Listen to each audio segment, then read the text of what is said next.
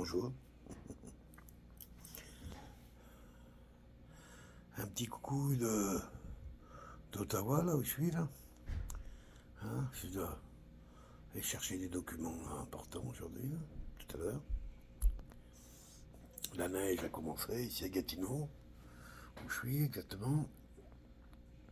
J'ai rendez-vous dans 2 heures. Et puis, ils annoncent une grosse neige aussi à la maison. On va voir cet après-midi pour rentrer, on va rentrer tranquillement. Parce qu'on a quand même. On a mis 3 heures pour venir, je pense qu'on va mettre 5 heures pour repartir. On va y aller tranquille. Parce qu'en plus, on passe par la campagne. Ils nous font passer par. Mais c'est joli, c'est très joli. Évidemment, les lacs sont tout blancs, donc on ne voit plus la différence entre les prairies et les lacs. Mais voilà, c'est quand même des beaux paysages, beaucoup très montagneux, quand on vient de Mont-Laurier, le nord des Laurentides, et qu'on redescend direction Ottawa, dans l'ouest, quoi, donc, en fin de compte. C'est assez c'est montagneux, en fin de compte, c'est pas les Alpes, mais quand même, il y a du rythme. Et le premier mot que j'ai écouté ce matin, c'était sur Jésus, le Christ.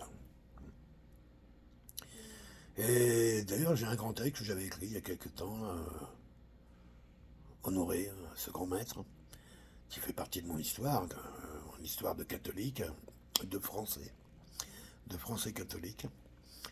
Et il y a quelqu'un qui exprimait tout son amour envers cet homme. Et je trouve que, oui, c'est la force de ce grand guide, justement, c'est d'être capable, pour les cœurs les plus rudes, être capable de pouvoir les ouvrir. Et je crois que comment je dirais, en s'approchant de l'énergie de Jésus, en la côtoyant, elle ne peut que nous anoblir, elle ne peut que nous amener dans la paix, dans la grâce, dans la vérité. Je ne suis pas religieux dans le sens que je crois un petit bonhomme sur un nuage avec une barbe et qui dit toi t'es bien, toi t'es pas bien. Moi tout ça c'est pas les histoires qui m'intéressent. Néanmoins, j'ai croisé des chemins d'êtres extraordinaires, pas directement, mais si. On peut dire directement dans le cœur, comme Jésus, comme Bouddha, comme l'abbé Pierre, comme Sœur Teresa, puis plein d'autres que je sais pas, des gens tout simples, comme Monsieur André, Monsieur Plavis, puis plein d'autres, des gens extraordinaires avec des pouvoirs incroyables. Mais lui, Jésus particulièrement, comment je peux dire ça? Cet homme est venu à moi par la souffrance qu'on lui a imposée. Ça a été la dégueulasserie du système de nous imposer à vie, à l'éternité, le massacre d'un homme qu'on a cloué vivant sur une croix avec 2 comparses pour donner le sentiment en plus d'une sorte d'équité. Enfin bref, les dégueulasseries humaines assez classiques, et surtout chez certaines personnes qui se prennent un vrai plaisir à torturer, à faire du mal, à nuire, à avoir le pouvoir par la peur. Et tout d'un coup, lui Jésus, il a dit non, le pouvoir on peut l'avoir par l'amour. La société se manage mieux par l'amour que par la peur. Oui, pour les peuples, c'est évident. Et pour les maîtres, pas du tout. Et les maîtres de l'époque, les juifs du monde dans lequel ils vivaient, des gens haineux, sexistes, racistes, enfin tout, la totale, quoi, comme leur dieu d'ailleurs,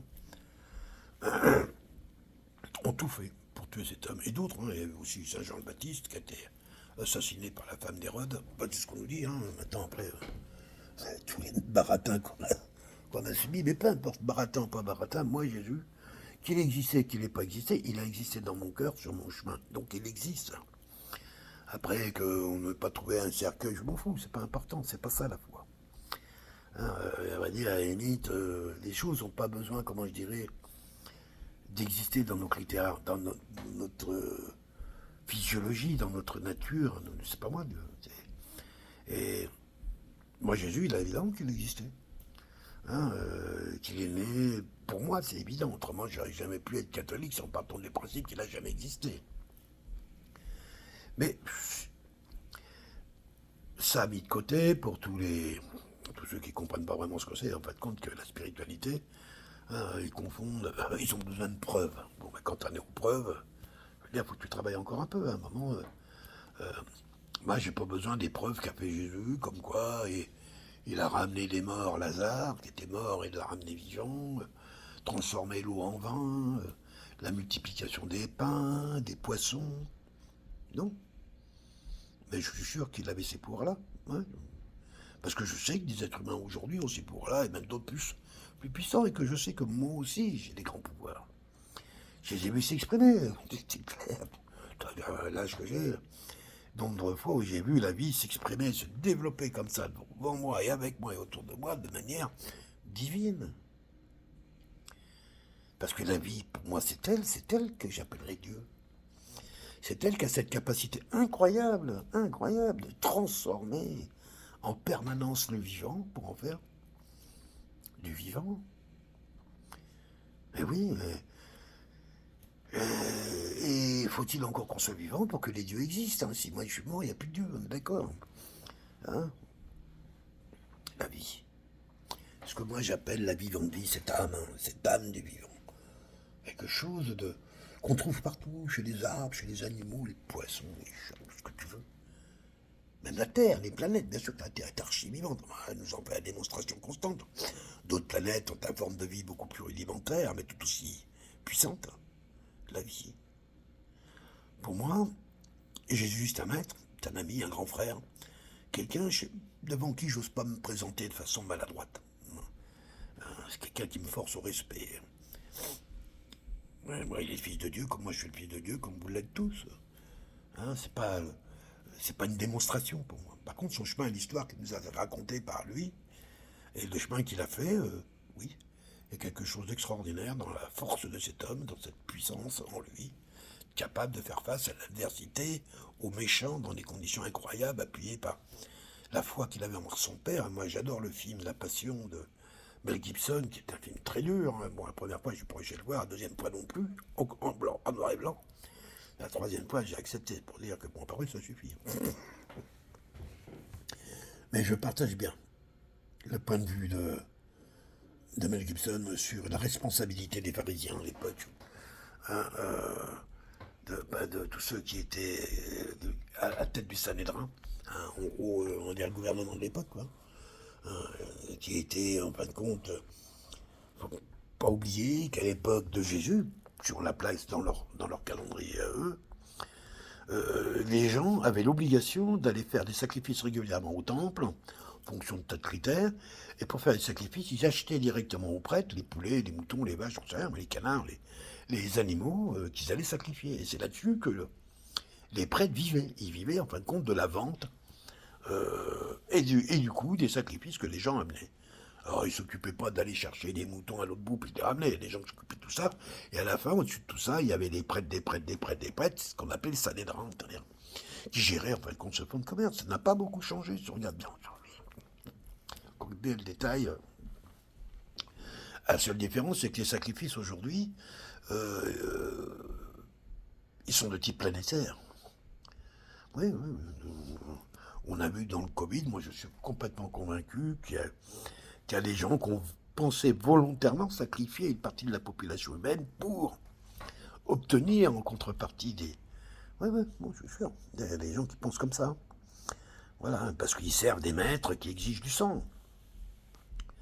Et si ces gens-là ont du pouvoir, eh ben, il leur faut pas grand-chose. Et Jésus était quelqu'un qui a su nous protéger un peu justement de ces porcs, de ces animaux là qui prétendent diriger un monde alors qu'ils ne pensent qu'à eux, qui pensent que quelque part le monde c'est eux. Ils sont tellement étroits dans leur être qu'ils sont totalement convaincus qu'après eux plus rien. Hein, alors eux, la religion, ils imaginent bien que hein, ça peut pas être un dieu d'amour. Hein. Et non, pas possible. Quand toute ta fortune est basée sur le pillage des ressources que tu as fait auprès des autres, tu ne peux pas me parler d'amour. Ouais, c'est pas toi, c'est les autres, oui, d'accord. Alors c'est quel Dieu qui servent? Le diable? Et serait-ce vrai cette affirmation qui disait là, le Vatican est la synagogue de Satan? Serait-ce vrai ça? Peut-être. En attendant, s'ils ne servent pas un Dieu d'amour, que servent-ils? Sur ce, je vais en rester là, juste rappeler que j'ai été content de parler de Jésus ce matin, dans ces termes. Pour moi, c'est un grand frère, un grand guide, un ami, et je suis content lorsque j'entends parler des gens, quand ils en parlent, avec cette force d'amour qu'ils peuvent lui apporter. Voilà, c'est ça que je voulais témoigner ce matin. Bye bye, bonne journée à toutes et tous. Merci.